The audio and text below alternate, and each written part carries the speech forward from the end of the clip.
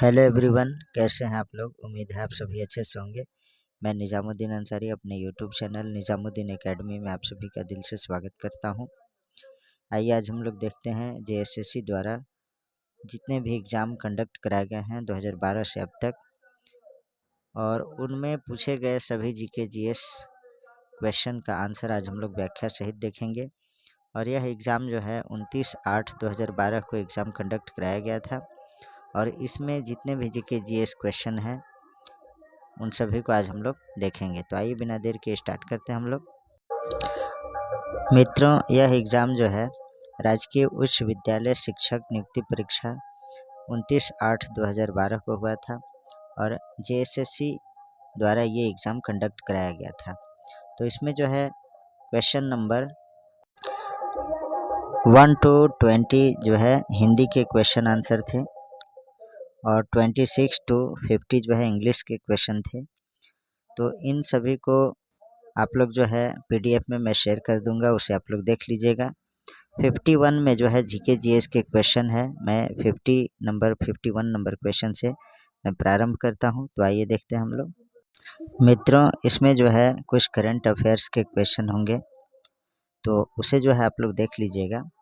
मैं इसमें सभी का एक्सप्लेन करूंगा, लेकिन करंट अफेयर्स का क्वेश्चन जो है आपको ध्यान में रखना है, क्योंकि करंट अफेयर्स का क्वेश्चन जो है ये 2012 के रिगार्डिंग होंगे इसमें।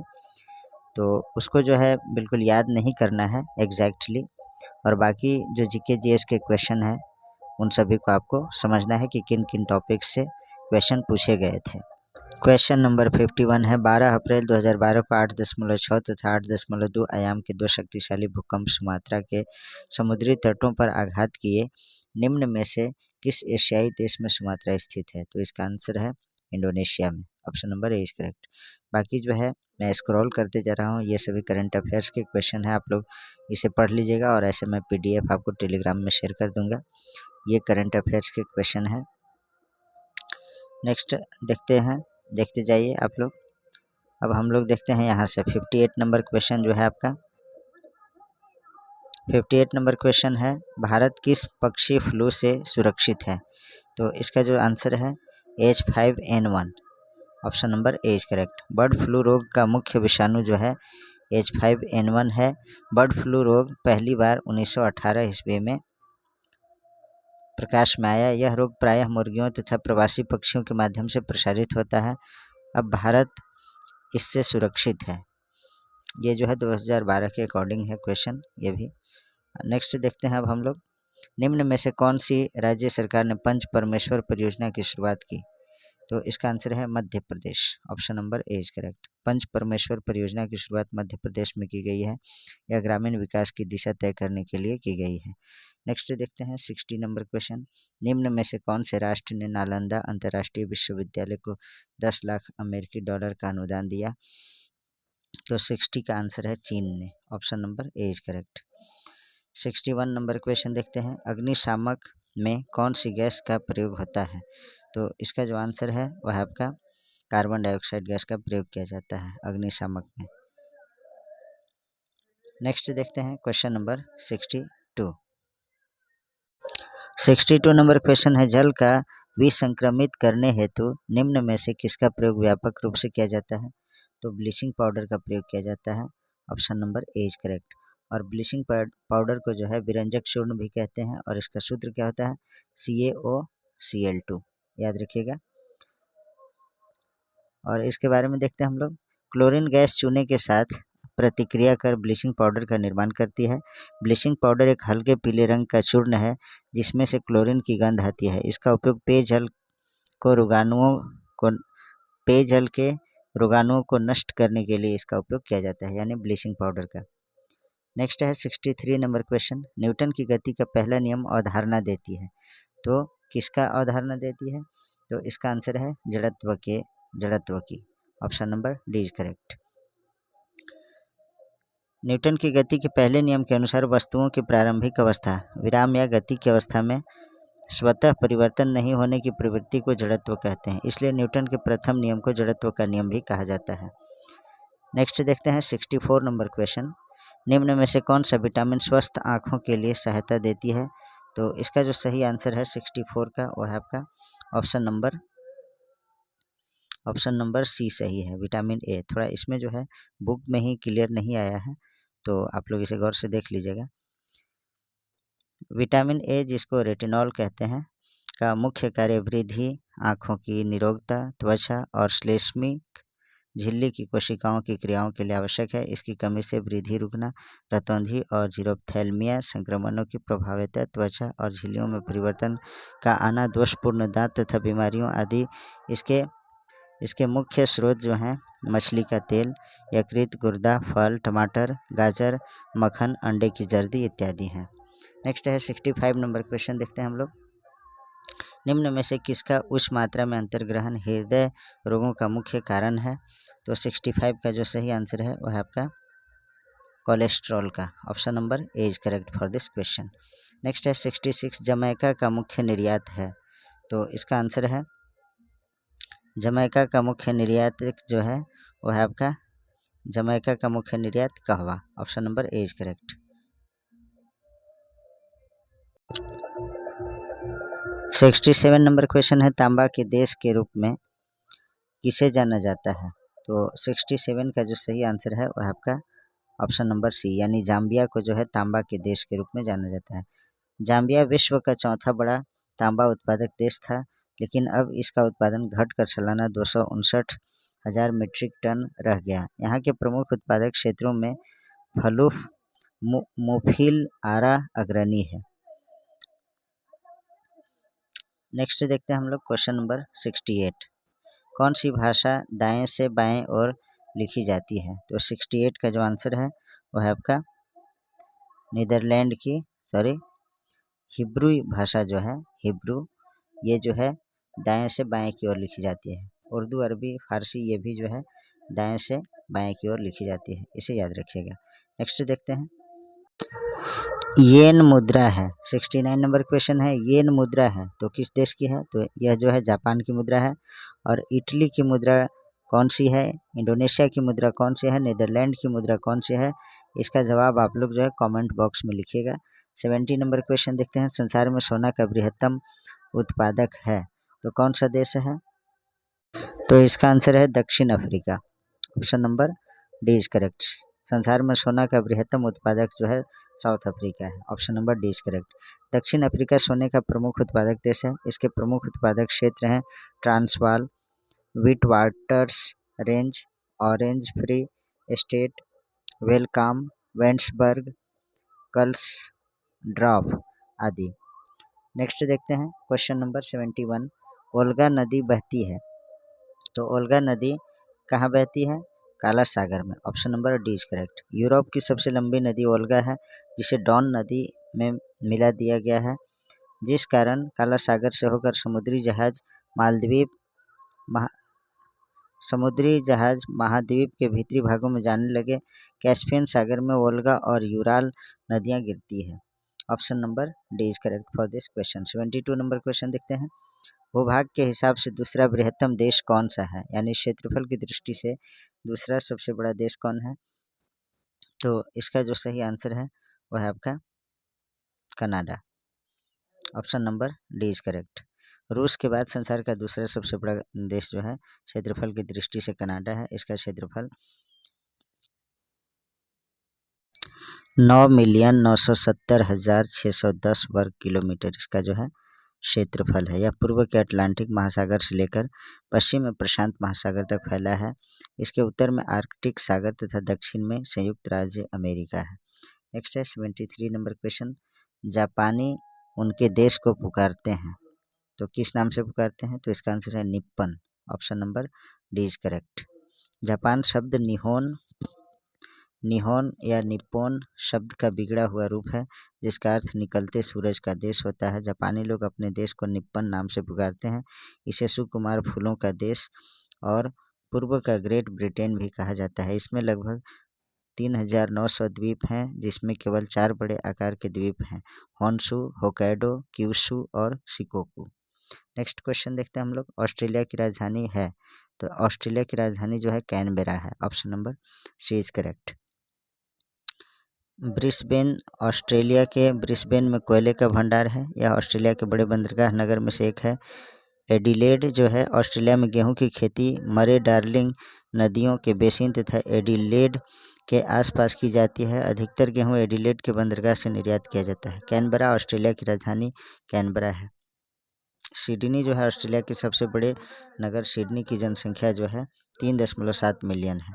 नेक्स्ट है 75 number question. John F Kennedy की हत्या की तो किसने की? तो इसका आंसर है ली हार्वे ऑस्टवाल्ड जो है जॉन एफ कैनेडी की हत्या की। Option number 20 correct. नेक्स्ट है 76 नंबर क्वेश्चन। द्रोणाचार्य पुरस्कार उस व्यक्ति को दिया जाता है जो संबंधित है। तो किससे संबंधित व्यक्ति को दिया जाता है? तो खेल से संबंधित जो व्यक्ति होते हैं उन्हें द्रोणाचार्य पुरस्कार से सम्मानित किया जाता है। खेल विभाग मानव संसाधन मंत्रालय भारत सरकार द्वारा 1985 से द्रोणाचार्य पुरस्कार खेल प्रशिक्षकों द्वारा किए गए उत्कृष्ट सेवाओं के लिए दिया जाता है। पुरस्कार की राशि 3 लाख रुपए है। नेक्स्ट है 77 नंबर क्वेश्चन देखें। भारत के प्रथम रक्षा मंत्री थे तो कौन थे? तो इसका जो आंसर है बलदेव सिंह जो है भारत के पहले रक्षा मंत्री थे। Option number C is correct. Next देखते हैं हम लोग 79 नंबर क्वेश्चन। साइना नेहवाल का संबंध है तो इसका जो सही आंसर है 78 नंबर क्वेश्चन है साइना नेहवाल का संबंध है तो किससे संबंध है? इसका आंसर है आपका बैडमिंटन से। Option number D is correct. Next देखते हैं 79 नंबर क्वेश्चन। 11वीं योजना 2007 से 12 के लिए लक्ष्य बचत दर है तो 79 का जो सही आंसर है वह है आपका, यह जो क्वेश्चन है इसमें जो एक्सप्लेन में दिया है स्टार लगा हुआ है, यानी यह विवादों में रहा था क्वेश्चन, तो इसका जो है आंसर मैं नहीं दे रहा हूँ। 80 नंबर क्वेश्चन देखें। द लाइफ डिवाइन पुस्तक के लेखक कौन है? तो 80 का जो सही आंसर है वह है आपका Arvind Ghosh. Option number D is correct. Next है 81 नंबर क्वेश्चन। किस वर्ष अशोक ने कलिंग की लड़ाई लड़ी? तो इसका आंसर है 261 ईसा पूर्व में जो है अशोक ने कलिंग की लड़ाई। Option number B is correct. Next देखते हैं, इसके बारे में देख लेते हैं हम लोग। अशोक के राज्य अभिषेक के 8वें वर्ष 261 ईसा पूर्व में उसने कलिंग पर चढ़ाई की। राजनीतिक दृष्टिकोण से अशोक के शासनकाल की सबसे महत्वपूर्ण घटना कलिंग के साथ युद्ध है। इस युद्ध में अशोक विजयी हुआ और कलिंग मगध साम्राज्य का अंग बन गया। 13वें शिलालेख के अनुसार जो है इसमें जो है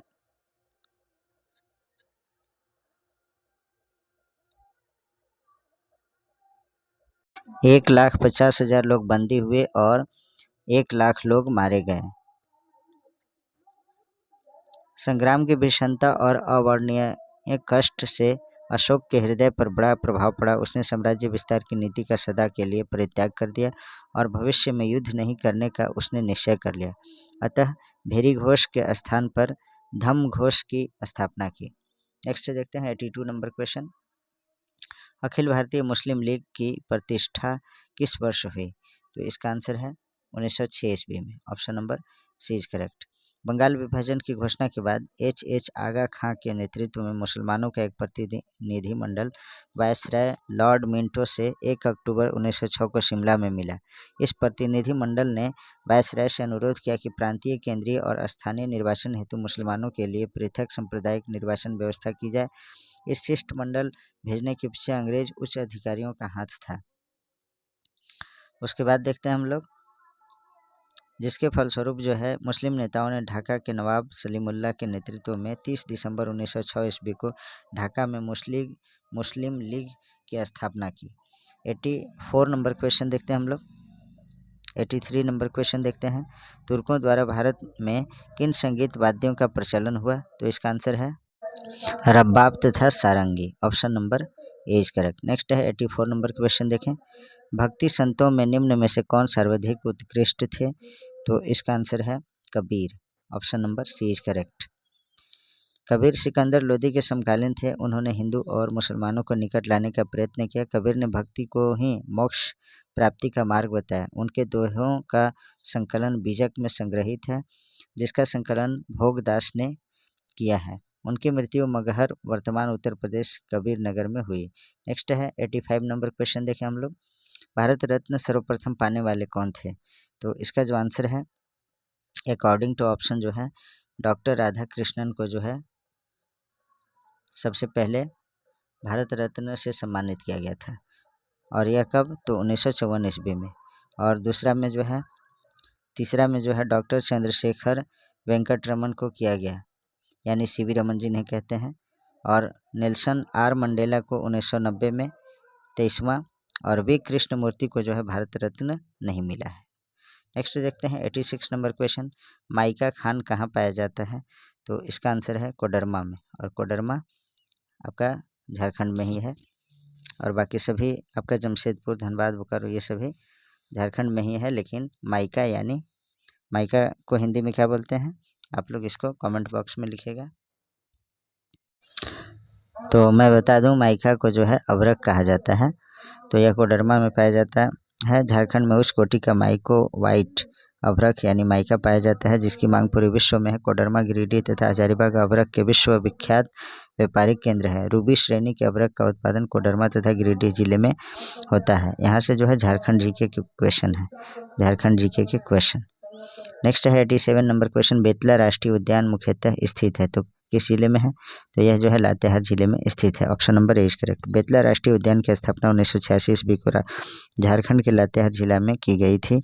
इस राष्ट्रीय उद्यान का क्षेत्रफल 231.67 वर्ग किलोमीटर है, जिसमें बाघ, हाथी, सांभर, हिरन आदि वन्य प्राणी पाए जाते हैं। भारत सरकार द्वारा यहाँ बाघ परियोजना यानी टाइगर प्रोजेक्ट चलाई जा रही है। यह झारखंड का एकमात्र राष्ट्रीय उद्यान यानी नेशनल पार्क है।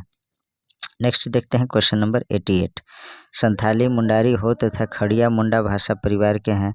उरांव, कुड़ुख, कोरमा तथा पहाड़िया माल्टो हैं। तो 88 का जो सही आंसर है वह आपका द्रविड़ भाषा परिवार के।